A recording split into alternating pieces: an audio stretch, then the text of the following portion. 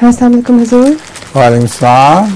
حضور کو کوئی واقعہ یاد ہے جب لجنہ امائلہ قائم ہوئی تھی؟ مجھے اتنا پتہ ہے کہ لجنہ جب قائم ہوئی تھی میری پیدائش سے پہلے ہوئی تھی، یہ میں جانتا ہوں. پیدائش کے بعد کے جو واقعات ہیں وہ یہ ہیں، میری امی بھی بڑی ایکٹیو ممبر تھی لجنہ کی. ہمارے گھر لجنہ کے اجلاس ہوا کرتے تھے، یہاں تک کہ ہم ان اجلاسوں سے تنگ آ جایا کرتے تھے. صبح صبح عورتیں اکٹھی ہو جاتی تھیں ہمارے صحن میں، اور ہمارے سوتے سوتے ہم اپنے لحاف منہ میں ڈال لیا کرتے تھے. وہ پھر بھی تنگ بہت کیا کرتی تھیں.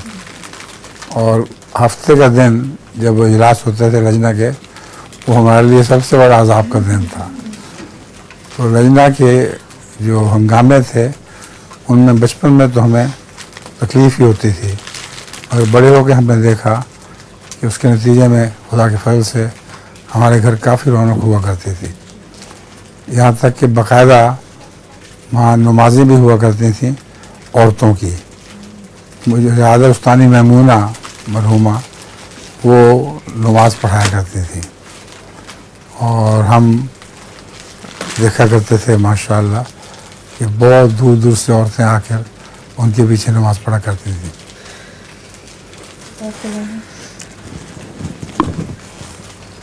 السلام